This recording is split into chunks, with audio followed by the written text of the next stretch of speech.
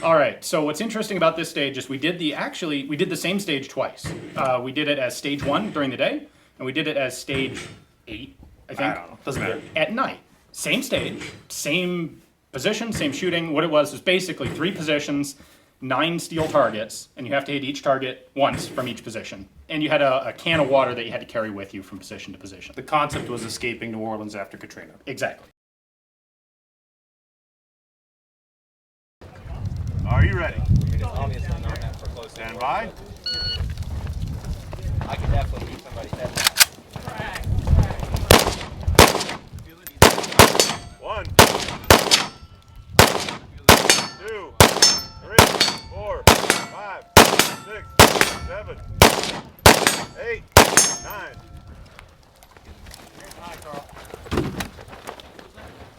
1, 2, 3, 4, 5, 6, 7, 8, 9. Oh my god, that was so hard without the... 1, 2, 3, 4, 5, 6, 7, 8, 9. You're finished, unload, show clear. Now, when we did this at night, same setup, but you had a couple of different illumination sources.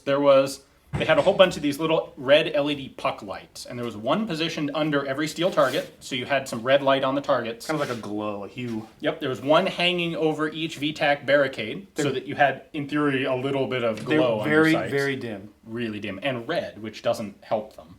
Well, it doesn't blow your night vision, but it's hard to see with it. Yeah. And then there were 3 or 4 trash cans, steel barrels, full of bonfires, and there was a set of police car lights, red and blue flashing lights. The most distracting part. Yeah. Yeah. None of this really made the targets more visible, except for the puck lights under them. Mm-hmm. But yeah, they definitely made things distracting. Are you ready? Ready! Stand by! It's a panel inside the truck.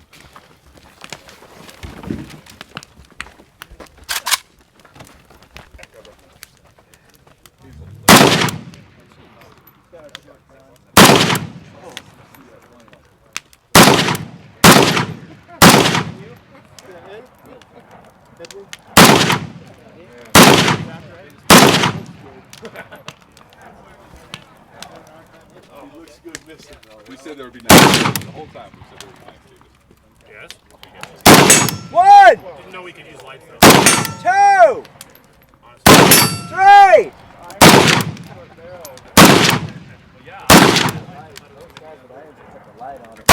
Four, 5, 6, 7.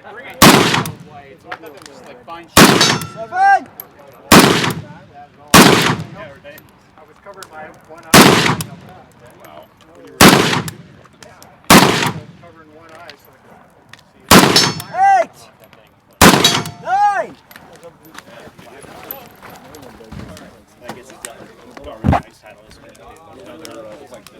One.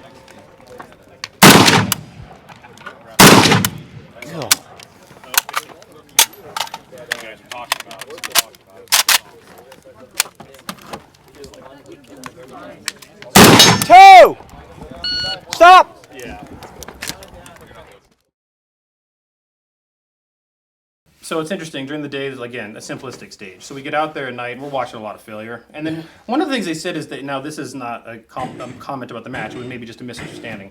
They said bring a light for, I thought, administrative purposes. Right. Because in light and heavy, which are essentially iron sights divisions, which are not open, I took it as, okay, you're not using a weapon light, the targets and everything will be illuminated sufficiently that you don't need one.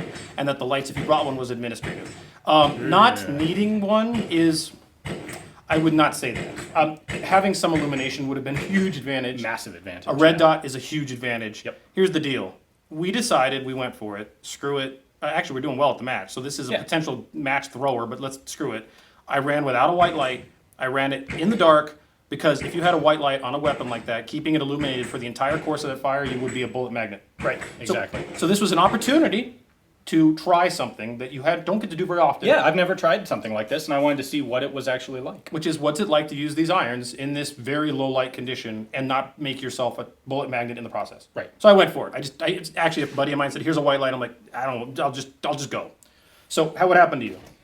Well, so I did the same thing. The issue I had, which was obviously a handicap, and I knew it was going to be a handicap going in, was the sight radius on that horrible little Krinkov thing is about 8 inches, which means since I have a standard AK rear sight, the front sight, because it's so much closer, takes up almost the entire width of the rear notch. Which means what you'd normally want to do is use this dull red glow on the target to give you a little bit of contrast so you can pick up the front sight because you've got light coming in on each side. That was extremely hard to do. What I found instead, and I think you did the same thing, was you actually kind of aim high and you can pick up the ears protecting your front sight.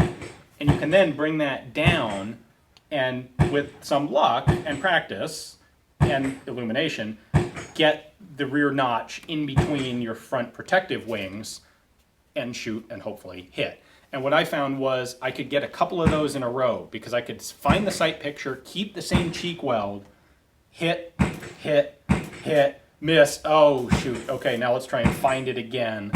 And I ended up getting not quite halfway through. I got 12, I think 12. 90-second part time. Yeah, you had only had 90 seconds so that this doesn't stretch on forever. 27 hits required. Right, and I think I got 12 of 27. I think you did. Yeah, So, or 16. I got around half of them. one thing some people may not realize is that in low light conditions like that, you actually hit high.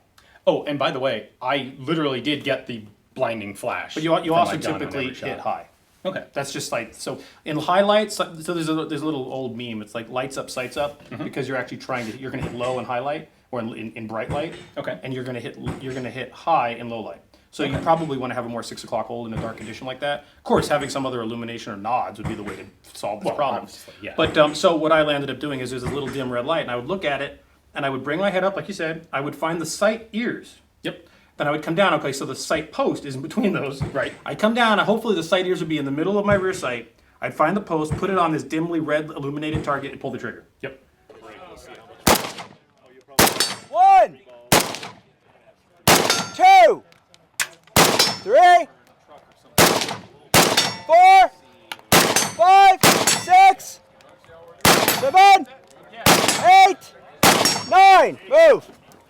Now, it was a 90-second part time. I think I shot it in 87 seconds or something. I was right at the end of par. It was really. I was right at the hoping you were going to par, make it at the end. but I did get 27 hits. Yep. I did not. I finished. Yep. Without a white light.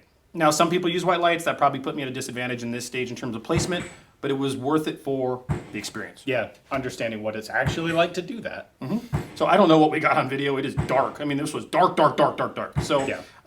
hopefully we at least got some really cool muzzle maybe we flash from my can little- use some luminosity settings and bring it out. Maybe Yeah, it'll we'll look see. a little crappy, but fascinating stage.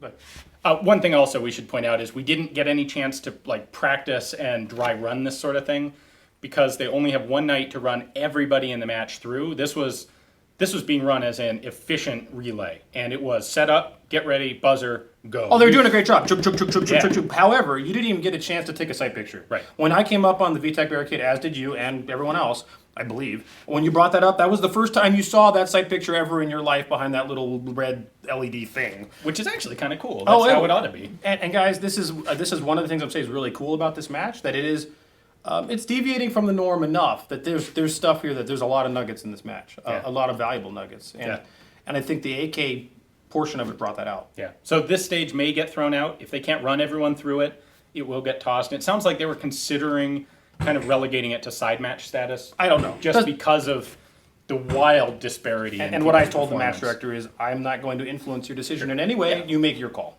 But it's absolutely a really interesting thing to do as a learning experience. Another reason whether or not this stage stays in or gets thrown out or whatever, should have been here. Yeah, definitely. You guys who are watching this now who weren't here, you missed They're out. telling us there's going to be another one next year. Awesome. So, I hope so. yeah. This was really cool. Maybe even at a bigger facility nearby. Wow. So, All right. so anyways, that concludes day one of the Red October Kalashnikov match. Yep. Tomorrow's day two. I have, I think, 2 or 3 more stages tomorrow. I think only 2 more stages. And then depending on our placement, we may or may not be in the shoot-off. You may or may not be in the shoot. I don't know. I, depending on placement, will not be in the shoot. Per the practice course, depending on what happens with this night stage, which I can't tell, per the practice score currently, I have a good chance of getting Yeah, in it the looks shoot-off. like it, yeah. So we'll see. I will if they add an extra category for most horrible gun. Or for best narco traffic content. Yes. Yes. Yeah, so- Or muzzle flash. Oh, you definitely First have place best in muzzle muzzle flash. And maybe coolest hat. Yeah.